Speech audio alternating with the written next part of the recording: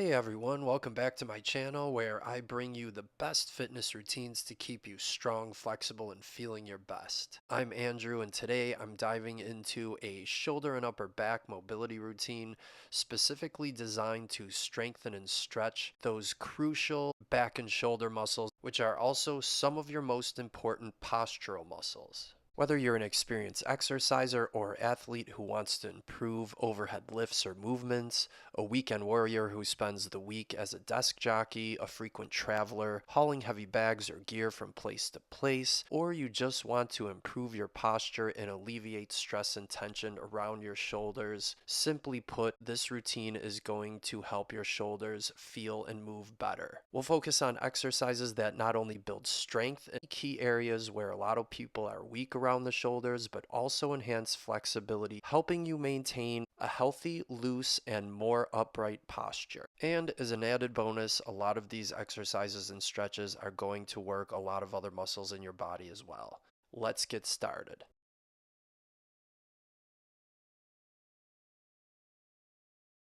The first exercise is front overhead shoulder raises. Start out standing straight with the arms at the sides, ears, shoulders, hips, knees, ankles all in a straight line. The thumbs are going to be pointing up, and as you raise the arms, the thumbs will be pointing back.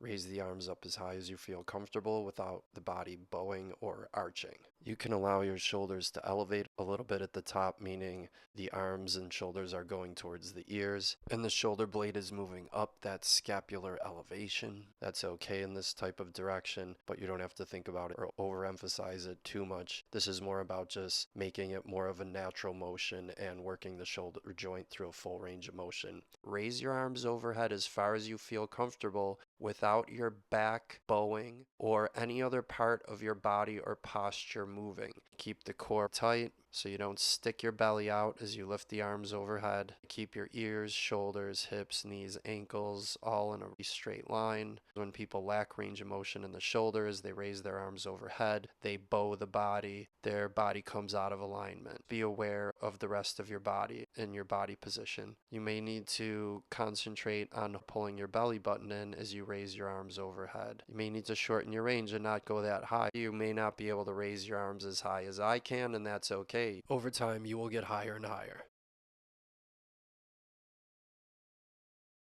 The second exercise is a standing T with scapular retraction. You take the arms out to the sides at shoulder height, palms are up, and my thumbs are pointing back. This movement is in the shoulders, it's not in the arms. So you want to envision your shoulder blades contracting or squeezing as you bring your arms back. I'm opening the chest and I'm squeezing the shoulder blades in the upper back.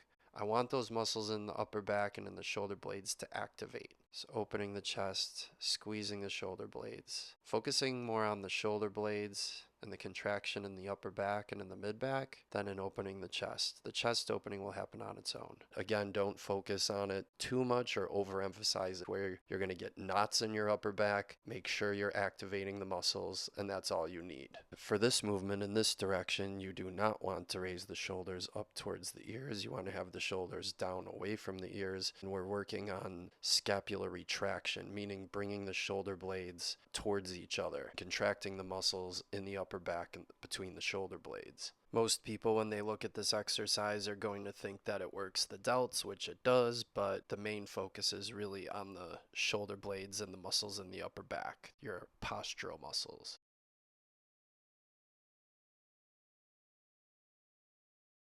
The third shoulder exercise is going to be an external shoulder rotation.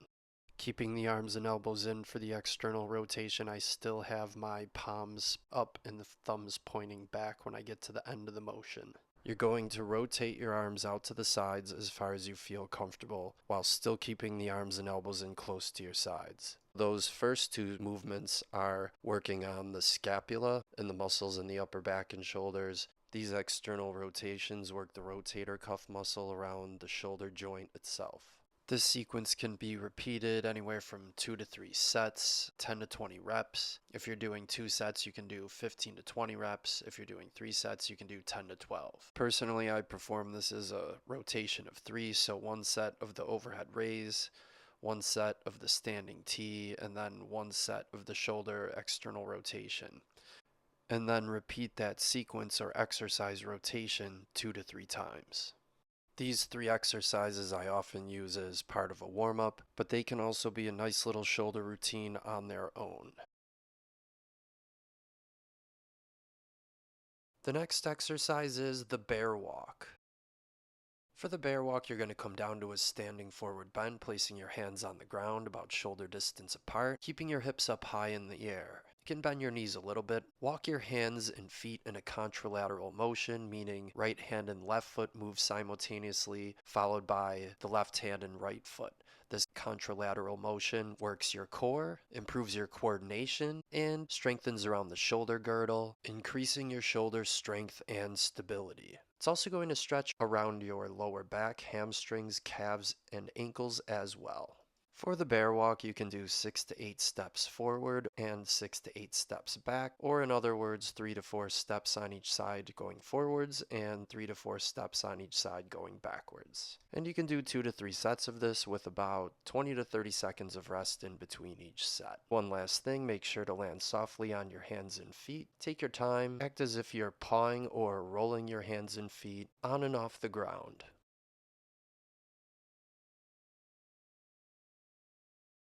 Next is Cobra and Downward Dog. Beginning with Cobra, starting from a high plank position, relax your hips, thighs, and pelvis toward the ground as far as you feel comfortable, keeping your hands pressed firmly into the ground and your head and shoulders up. Then exhale back into Downward Dog, pushing your hips up towards the ceiling, still pushing down through the hands, trying to shoot for that inverted V position with a straight line through the body or your trunk and your arms, and then also through the hips, knees, and ankles. And then I'm going to flow back and forth between Cobra and Downward Dog about 3 or 4 times usually, inhaling into Cobra and exhaling into Downward Dog, synchronizing the breath with the movement, trying to relax into each pose more and more as you repeat them. Every time you move from one to the other, you can hold it anywhere from a few seconds up to 10 or 20 seconds. It really just depends on how hard it is for you, how much time you want to spend on it, and how your body feels while you're doing it. And you could do this Cobra to Downward Dog sequence for 1 to 2 sets of 3 to 6 reps. Now that you know what Downward Dog and Cobra are and how to perform them, let's go into detail a little bit more and talk about how the shoulder moves or should be positioned during each of these. Cobra and Downward Dog do a lot of different things. One of the things they do is help shoulder mobility. In Cobra pose, you are pushing the shoulder blades down. This is called scapular depression. You are pushing your shoulders down and away from your ears. Do not allow the shoulders to scrunch towards the ears. It's important to pay attention to and concentrate on in a variety of movements, this being one of them and dips being another common one. Now let's talk about how the shoulder moves during Downward Dog. In Downward Dog, you're pushing your hips up towards the ceiling and you're using your hands to push your hips away from you and elongating and lengthening all the way from your wrists up to your hips, pushing down into your ankles and straightening your legs if possible, but you don't have to. If this pose is really tough, you can bend the knees a little bit. The main focus is on pushing the ground away from you. So again, here you're going to be moving the shoulders towards the ears. There's a little bit of scapular elevation there, but that is not the main focus of the shoulder in this movement. The main focus is upward rotation and scapular protraction, opening the space in your mid-back or moving the shoulder blades away from each other. You're focusing on pushing the ground away from you and opening up that space in your mid-back. And that is going to strengthen all the muscles around the shoulder and put your shoulder complex in a very strong, stable position in this pose and help you do it in a lot of other overhead movements as well. This is really a major key in shoulder health, knowing what scapular elevation, depression, protraction, and retraction actually are and what that feels like, and then how to apply that during your exercises properly. Because these are the types of movements that are going to strengthen your shoulder around the shoulder girdle itself, or bulletproof your shoulders, so to speak.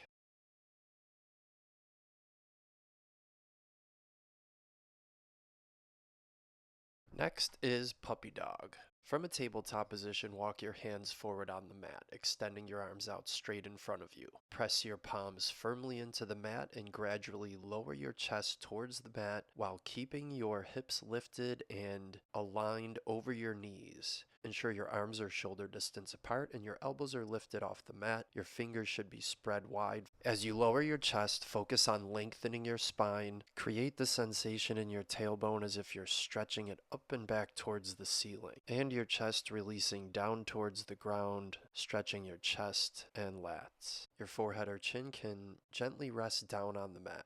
Placing your forehead down on the ground will be more relaxing, but tilting your head up and trying to rest your chin on the ground will give you more of a stretch in the neck. Here you can see how I'm tilting my head up, trying to place my chin on the ground and look up towards the sky to enhance the stretch in my neck and upper spine. Puppy dog pose effectively opens the shoulders and chest, counteracting the negative effects of poor posture and prolonged sitting. The gentle forward-folding nature of puppy dog generates relaxation and helps reduce stress and tension. Puppy dog also provides a deep stretch for the spine, helping to relieve tension and improve flexibility in the back. Take slow, deep breaths, focusing on expanding your chest with each inhale and relaxing deeper into the stretch with each exhale, releasing your chest down towards the ground a little bit more with each exhale. You can hold puppy dog pose for at least 30 seconds or longer if it feels comfortable. You can hold it for about a minute or two. Use this time to focus on your breath and release the tension in your back and shoulders and lengthen through your spine. The chest and lats are two very important muscle groups when it comes to the shoulder and shoulder mobility. The lats are connected to the scapula, and when the chest is tight, that can cause a lack of range of motion in the shoulder. Next, we'll move into child's pose. From puppy dog, bring your big toes together or towards each other and let your ankles drop open to the sides, creating a pocket to sit into. Move your knees to the outer edges of your mat or a little wider than shoulder distance apart. Then sit your hips down and back into that pocket of your feet you've created. If you can't sit back that far, that's okay. Just sit back as far as you feel comfortable, or you can place a pillow, a rolled up towel, or blanket under your hips. Child's pose is going to stretch the lower back and the lats. You might feel a nice stretch under the armpit. It's going to open up the knees. It's going to stretch the quads, the ankles on the front side. It's doing a lot. And spend some time here and take some deep breaths. Child's pose is a very easy, relaxing, and gentle stretch. It's also very effective. Let your body relax into it. Very easy to hold child's pose for an extended periods, but you can hold it anywhere from 30 seconds up to 2 to 3 minutes. In this routine, I'm holding it for about 1 minute.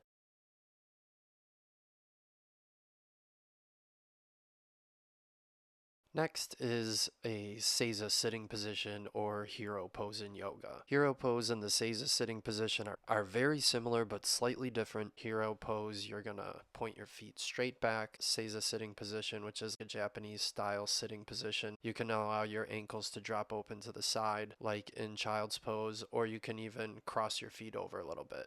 Either way, we're going to sit in this position for a little bit. It's going to be a transition move. We're going to use it as a position to stay in for the next 2 shoulder stretches. So here I'm actually sitting in more of a Seiza sitting position. This is a quick glimpse of what a hero pose looks like. This is actually a reclined hero pose, but you can see the difference in the legs. We'll get to that more later. Just sit back as far as you feel comfortable, or you can place a pillow, rolled up blanket, or towel under your hips. It's going to stretch and open around the knees and ankles considerably more than child's pose. So you want to make sure you get nice and comfortable in this position. You can hold this pose anywhere from 30 seconds up to several minutes. We're actually going to be in this pose for several minutes because we're going to do the next few shoulder stretches in this position.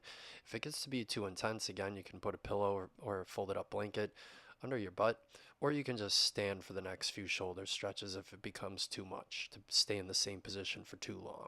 But generally speaking, this should be a very easy, comfortable pose that you should be able to hold for an extended period up to several minutes. But if you're not used to it, it could take some time until you get used to being comfortable in this position for extended periods. Next is Seiza with eagle arms. From the Seiza sitting position, extend your arms in front at shoulder height. Bring your right arm under your left arm, crossing at the elbows. Your elbows should be stacked on top of each other. Bend your elbows and wrap your forearms around each other, bringing your palms to touch or as close together as possible. If your palms don't touch, you can hold on to your thumb or wrist. Lift your elbows to shoulder height, although that's not right or wrong, that's actually a variable. You can move your arms up or down, but lift your elbows to shoulder height and then gently press your arms and hands against each other, creating a stretch in the shoulders and your upper back. So again, this is scapular protraction. You're moving your shoulder blades away from each other and opening up that space in your mid-back. You're basically using your arms as a bind or binding your arms to stretch your upper and mid back. Lightly engage your core muscles to support your lower back and maintain a nice upright posture, focusing on the stretch in your shoulders and upper back. Hold the pose for at least 30 seconds or about a minute, but you can certainly hold it for 2 to 3 minutes if it feels comfortable. Then release your arms and we'll repeat it to the other side. Extend the arms straight out in front again. This time, bring your left arm under your right arm, crossing at the elbows, wrap your forearms around each other, bringing the palms to touch or as close together as possible. Lift your elbows to shoulder height, although again, that's not right or wrong, it's just a variable and a good starting point.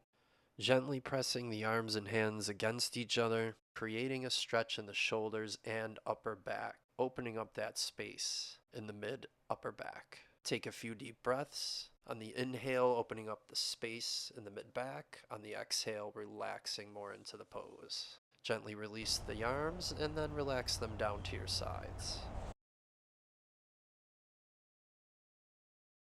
The next mobility maneuver is the back scratch test flow. The left arm is going to reach up overhead. You're going to bend the elbow and reach the fingertips down towards the center of your upper back or neck, while the right arm reaches behind your back and up towards the middle of your spine. Go as far as you feel comfortable, then release and flow to the other side. Right arm reaches up and overhead, bending the elbows. Stretch your fingers down towards your upper back, while the left arm reaches behind your back and up towards the middle of your spine, trying to meet the other hand, but only going as far as you feel comfortable. This back scratch stretch flow is going to stretch a lot of muscles around the shoulders and in the upper body, but some of the large major muscle groups that it's going to stretch are your traps, your delts, your lats, your chest, and your triceps.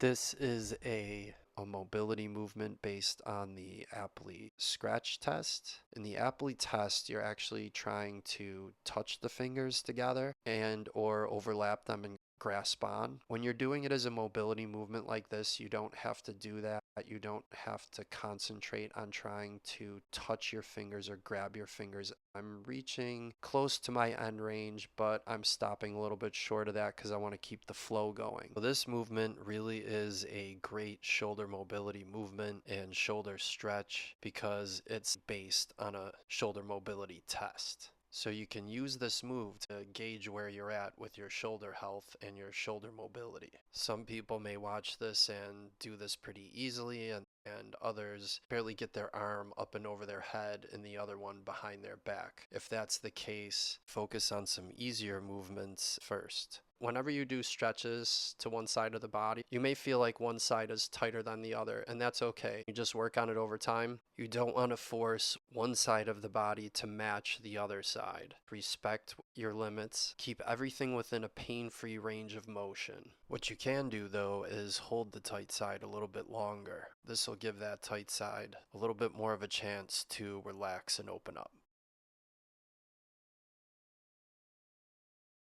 Next is the standing forward bend, which is not exclusively a shoulder stretch, but it is going to be like Hero or Seiza, where it's going to be a transition move into the next shoulder stretch, which will be a combo move with a forward bend and a shoulder stretch added in. Stand tall, then exhale as you hinge forward at the hips, slowly bending forward, bringing your torso towards your thighs, keeping your knees slightly bent if necessary, and then work your hands towards the ground. Allow your hands to touch the floor or your shins if going down towards the floor is too difficult, or you can hold on to your ankles. Let your head hang heavy and relax your neck. Take several deep breaths in this position, feeling the stretch in your hamstrings and lower back. To come out of the pose, bend your knees slightly, engage your core, and slowly roll up to a standing position.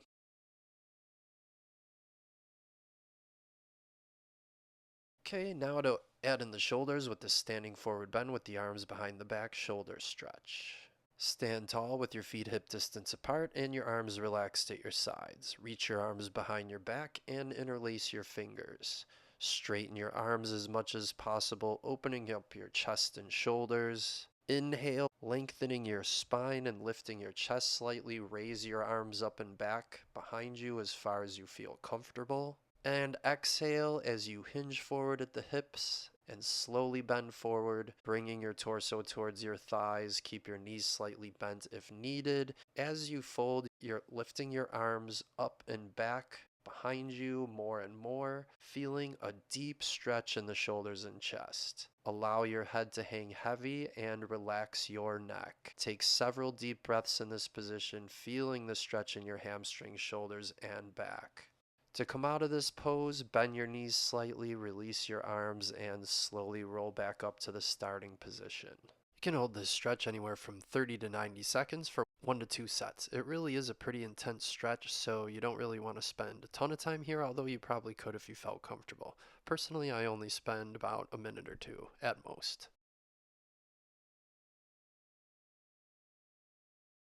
Now we move on to reclined hero pose with some shoulder stretch variations. Here's where you're going to be able to see the difference in the position between Seiza sitting position and hero pose. In hero, your feet should be slightly wider than your hips and the tops of the feet flat on the floor, so your ankles are right outside your hips and kind of touching the sides of your hips or your butt. You're going to slowly sit back so that the buttocks rest on the mat between that space between your feet. Your heels should touch the sides of your hips.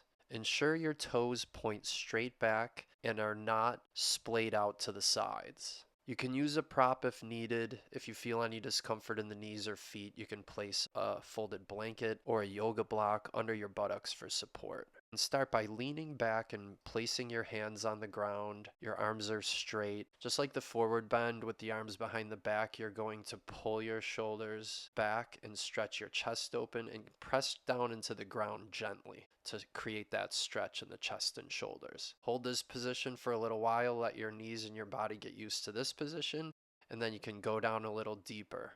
You're going to place your elbows and forearms down on the ground. Here you're still focusing on opening up the chest and shoulders and stretching through the chest and shoulders. Gently retracting the shoulder blades and opening the chest. You can tilt your head forward a little bit, or you can recline your head back so your head's in line with your spine. Obviously, you're going to have a deeper stretch on the quads, knees, and ankles, and your shins as well. If that feels comfortable, you can go all the way down to laying flat on your back. And of course, this is going to be the most intense stretch in the quads, knees, ankles, and hips. But then we can also add in this shoulder stretch variation from this position where you raise your arms overhead and gently stretching your fingertips back through the wall behind you or away from your body. Once fully reclined, take slow, deep breaths, focusing on releasing any tension in your quads, hips, and lower back. Lightly engage your core muscles to support your lower back and prevent any strain. So you're actually doing a little bit of a posterior pelvic tilt, but that's going to help get your pelvis in the right position and protect your lower back. And it's also going to really help open your hip flexors and the pelvis on the front side of your body. To come out of the pose, you're gently going to lift your upper body by pressing your hands and arms into the mat, bringing your torso back to an upright position. Just take your time and be very careful. There's no rush here. Just ease yourself out of the pose very gently. Just like a lot of the other poses, you can hold this one anywhere from 30 seconds up to several minutes. It really is pretty intense, so if you're just starting out, you're probably going to want to spend shorter amounts of time. But once you get used to it, it really is pretty relaxing and feels really good. It opens up a lot of tight spots throughout the body. Also, you do not need to hold the shoulder stretch variation the entire time. You can hold that for short periods of time and flow back and forth with the regular reclined hero pose. And as always, if this fully reclined hero pose is too intense, you can back off and do either one of the other modified hero poses with the shoulder stretch variations. There it is, a highly effective shoulder-focused mobility routine designed to enhance your flexibility, release tension in the shoulders and upper back, and strengthen key postural muscles that help bulletproof your shoulders. With consistent practice, you can improve the way you feel in both your regular daily activities and your workouts or any athletic endeavors. Remember, like all forms of exercise, to see results, consistency is key, and remember to listen to your body. Perform movements mindfully. You never want to force or push yourself into something your body's not ready for. And on any given day, your body can feel a little bit better or a little bit more tight than the previous day. So don't expect to do the same exact thing exactly the same way every single workout. Not every single part of this routine will be for everyone, and remember, you always want to check with your health professional first before starting this or any other exercise program, but many aspects of this routine benefit a lot of people. Many of these exercises I do on my own and with my clients. If you'd like a customized workout routine and or the accountability and professional guidance to reach your health and fitness goals, working with me, a professional personal trainer and fitness instructor, visit my website. I put a link in the description below. You can contact me there for online or virtual training sessions or one-on-one personal training in the New York City area. I have a Bachelor of Science in Health Wellness and obtained the CSCS certification from the NSCA. I have over 15 years experience in the fitness industry, and I was ranked among the top 3 personal trainers in New York City by Thumbtack.com. Thank you for joining me today. If you enjoyed this routine, please give it a thumbs up, leave a comment with your thoughts or questions below, and don't forget to subscribe if you'd like to see more helpful tips and tutorials like this one. In the meantime, keep moving and I'll see you in the next video.